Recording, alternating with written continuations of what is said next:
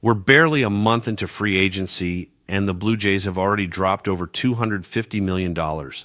Think about that for a second.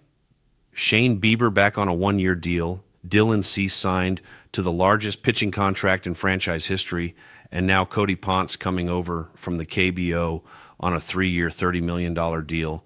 This front office is making moves at a pace we haven't seen before, and the scary part, they're not even close to finished. So where does this roster stand right now? And more importantly, what happens next? Because when you look at the current construction of this team, there are some fascinating decisions that need to be made, and how they handle the next few weeks could determine whether this becomes a championship roster or just another good team that falls short. Let's start with the rotation, because that's where things get interesting. Right now, if you're looking at depth charts, the Blue Jays have Kevin Gausman at the top, Dylan Cease right behind him, Shane Bieber returning from injury, Trey Savage as the young arm with upside, and Cody Potts rounding out the five. That's a legitimately strong rotation on paper. But here's the problem. Where does Jose Barrios fit? Right now, projections have Barrios slotted into a long relief role alongside Eric Lohr and potentially Yariel Rodriguez. That's wild when you think about it. This is a guy who's been a steady mid-rotation arm for years, someone who's eaten innings and given you consistency, and now he's potentially the odd man out. That creates a surplus, and when you have a surplus, you have trade leverage. The Barrios situation is fascinating because his contract complicates things. He's got a player option after 2026, and if he struggles or gets pushed to the bullpen, he's almost certainly picking up that option, which means the Blue Jays would be paying him $24 million per year in 2027 and 2028. That's a lot of money for a long reliever or a sixth starter. So the question becomes, do you trade him now while he still has value as a starter to other teams? Ben Nicholson-Smith has already floated this possibility, saying the Blue Jays would at least listen to offers involving Barrios. And honestly, that makes a ton of sense. There are teams out there who would love to have Barrios as their number 3 or 4 starter. They'd be willing to take on that contract, and in return, Toronto could get back a middle reliever and maybe a mid-tier prospect or two.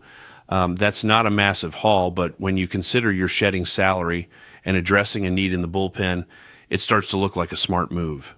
The other option is keeping Barrios and using Cody Ponce as a swingman.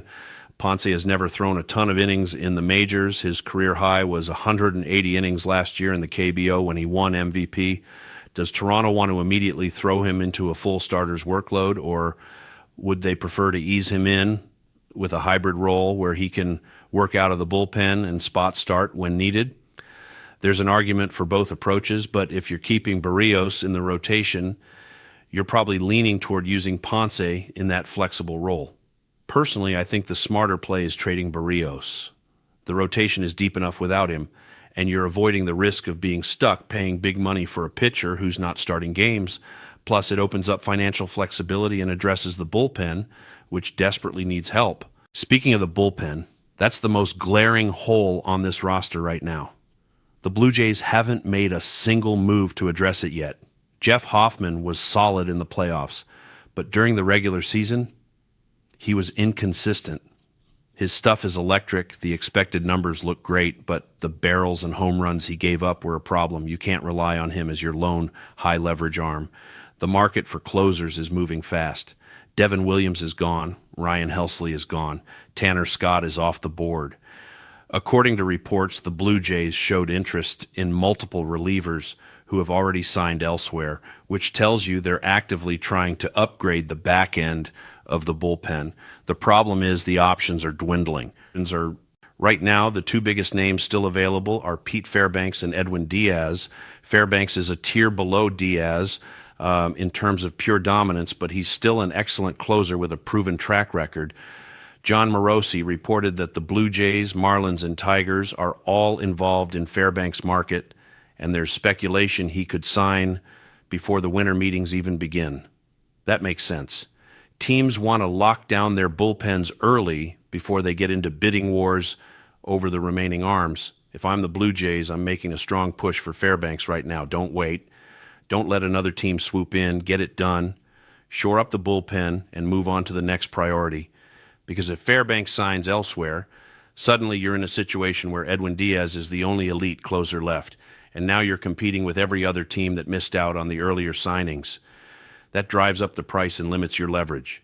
My prediction, Toronto makes a bullpen move within the next week, probably before the winter meetings start. It might not be Fairbanks or Diaz, but they're going to add someone significant. They have to. This roster is too good offensively and too strong in the rotation to get derailed by a shaky bullpen again. Now let's talk about the elephant in the room, Kyle Tucker and Bo Bichette. These are the two names dominating every Blue Jays conversation right now, and for good reason. Adding either one of them transforms this lineup from very good to elite. Adding both? That's World Series favorite territory. Here's how I see it playing out. The Kyle Tucker market is going to resolve quickly, probably during the winter meetings or shortly after. That's the pattern we've seen with the top free agents in recent years.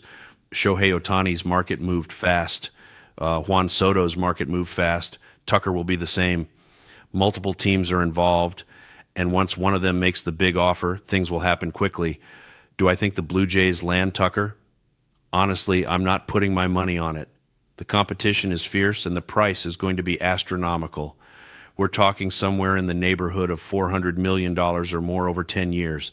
That's a massive commitment on top of the $256 million they've already spent this offseason. Could they do it? Financially, yes, Rogers has the resources, but are they willing to go that high when other teams are also in the mix? That's the question. Bo Bichette's market is developing more slowly, and that actually works in Toronto's favor. Teams are still trying to figure out what Bo is at this stage of his career. Is he a shortstop or a second baseman? How much does the injury history matter? What's the right contract length? All of those questions create uncertainty, and uncertainty slows down the market. That gives the Blue Jays time. They can focus on Kyle Tucker during the winter meetings, see if they can make it happen, and if they miss out, they immediately pivot to Bo with full force. And here's the thing. I genuinely believe if Toronto misses on Tucker, they land Bo. He's familiar with the organization, he knows the city, and the Blue Jays can make a strong financial offer. Other teams might be hesitant because of the defensive questions and injury concerns, but Toronto knows what they're getting. According to multiple reports, including John Morosi, the expectation is that the Blue Jays get one of these two players. It's either Tucker or Bichette, not both. If they land Tucker, they probably don't bring back Bo. If they bring back Bo, it's because they missed on Tucker and are willing to overpay slightly to keep him. Either scenario results in a major offensive upgrade, which is exactly what this lineup needs. Think about what that would look like. If they sign Pete Fairbanks at around $15 million per year and bring back Bo Bichette at $25 million per year, that's $40 million in additional payroll. Right now, the Blue Jays are sitting at $274 million, third in baseball behind only the Yankees and Dodgers. Add $40 million, and they're right there with the Dodgers for the highest payroll in baseball. That's insane. The Blue Jays have never operated at this level before. This is unprecedented spending, and it signals that ownership is all in on this window. They went to the ALCS. They were one win away from the World Series, and now they're loading up to finish the job. Other teams should be legitimately concerned because Toronto is not messing around. Let's put this all together. The Blue Jays have already signed 3 starting pitchers for a combined $256 million. They're about to add a high-end reliever, probably in the $15 to $20 million per year range. They might trade Jose Barrios to clear salary and address depth. And then they're going after either Kyle Tucker or Bo Bichette, which adds another $200 to $400 million, depending on who they land. If this all happens, and based on everything we're hearing, it's looking likely this becomes an A-plus offseason. Not just good, not just solid, but legitimately one of the best offseasons any team has had in recent memory. You're talking about addressing every major hole, adding elite talent, and constructing a roster that can compete for a championship. The rotation is stacked. The lineup, once they add Tucker or Bichette, becomes one of the most dangerous in baseball.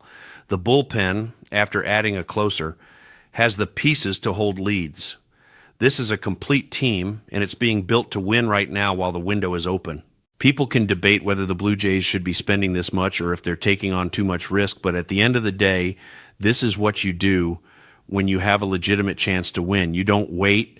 You don't hope prospects develop. You go out and get the players who can help you win immediately. That's what Toronto is doing, and it's exactly the right approach. The winter meetings are going to be huge. That's where the Kyle Tucker market resolves. That's where bullpen arms start signing. That's where trades get made. The next week is going to define this offseason, and based on everything we're seeing, the Blue Jays are positioned to come out of it as one of the biggest winners. If you're a Blue Jays fan, you should be excited. If you're a fan of another AL East team, you should be worried. This roster is coming together fast, and it's being built to compete for championships. The spending is real. The talent is being added, and this team is going to be a problem for everyone else. The Blue Jays are going all in, and it's about time.